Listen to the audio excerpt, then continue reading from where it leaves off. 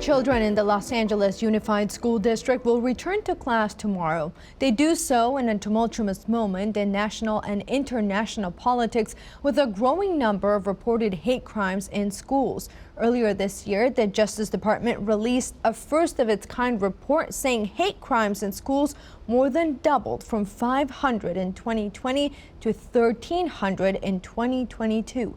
It's the reason behind a new initiative by LA and Culver City Unified School Districts. Our Taylor Schwab has more. Walking around his old elementary school in Culver City, Benicio Mora Fatrini can't believe what happened here 2 weeks ago when these walls spewed hate. I know there was some homophobic and racist remarks that were in. A lot of people from different, cultures and traditions come to El Marino. Born to Argentinian and Mexican parents, he's always believed in lifting everyone up, regardless of their race, religion, or sexual orientation. Hate has no place in our schools. Well, he's never personally been affected by hate speech. He remembers an incident last year where a transgender student was bullied and harassed. I don't know the whole story. I just know it's not acceptable. Schools need to be safe spaces for all students where they feel safe to express who they are and all the distinct parts of their identity. That, along with the recent vandalism here at El Marino Elementary School, is one of the many reasons he chose to be a student speaker at Thursday's rally. We are working towards mending that and actually making sure that students feel safe. Sebastian Barba also attended El Marino and happened to drive by just hours after the incident 2 weeks ago. I felt bad for them because they were getting hated on for no reason. According to the last survey conducted by the Los Angeles County Commission on Human Relations, between 2021 and 2022, hate crimes rose 18% from 790 to 929, the second largest number on record. That also included 44 anti-transgender crimes, which is the largest case count ever documented. It has no place in our schools, it has no place in our community, and it has no place in our society. Tristan Ezador is the vice president of the Culver City School Board.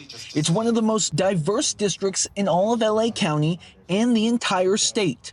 He helped put together Thursday's press conference, bringing together stakeholders from across the city and state for the first time to discuss the resources and programs available to the public. This could serve as a launching pad, I think, to address hate instances in schools and see what we can do collectively to root it out. As for Benicio, he's just hoping his generation heeds the call and looks out for all their classmates.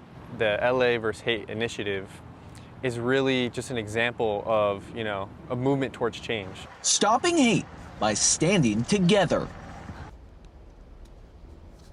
Thank you so much, Taylor. Hate crimes are only one issue adding to potential stressors that students and parents may be facing this upcoming school year. To talk more about this, we bring in Dr. Danielle Henderson, a licensed professional counselor and founder of Thrive, a training hub for anxiety and obsessive compulsive disorder intervention and education. Thank you so much for joining us.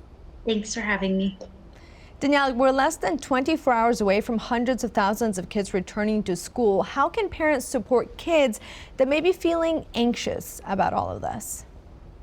Yeah, thank you. So I think that one thing that parents can do is to really establish open communication with their children. So, asking their child, how was your school day? Asking more open questions that will encourage the child to share feedback about their day versus closed questions. Did you have fun at school today, where the child is almost put into answering yes or no. So really establishing that open communication and then validating and normalizing whatever comes up in terms of emotions. So that could look like, I could understand how you would feel anxious about going back to school, or I could understand how going back to school could feel overwhelming and challenging. Providing reassurance and support and really helping the child to think about ways that they've overcome feeling anxious in the past, right? So, remember last year you felt anxious about going back to school, and then, look what happened. So encouraging them to share and recall and think about incidents where they've handled feeling anxious in the past. And then helping them to think about realistic expectations. Going back to school can feel hard, but once you get it down and once you're into it, hopefully it won't feel as hard as it did when you first got there. This is some really great recommendations, especially those open-ended questions. What recommendations do you have for parents who might be anxious and stressed out about adjusting to this new routine? Yeah, I think anytime we talk about routines shifting and that change in structure, it's hard for everybody, right? Because humans thrive on structure and routine. So for parents, thinking about how you can start to implement consistent routine and structure. So, setting set wake up times, set bedtimes, dinner times, even times for doing homework. And with that, you can get your child's feedback. Hey, do you want to do homework as soon as you get home, or do you need a little bit of time to decompress and then start your homework? And then we all know that with extracurricular activities, right, sometimes time and structure and schedules can get a little wonky and off. So thinking about how you can maintain some sort of consistency within the chaos. Other things too is thinking about how you want to manage your time. So what's going to make your life easier? Is it, packing lunches the night before, or setting out clothes for your kids if that's age appropriate? Anything that might help with that morning rush and hustle getting to school. All right. In a few weeks, parents are going to get past all of these things, right? They're going to have their routines down. So Yes. by that point, what might be some of the warning signs that parents should look for to know if their child might be struggling to adjust or maybe struggling with bullying? Yeah, definitely. So you as a parent know your child and their behavior best. So if you notice things that look or seem off, those may be warning signs.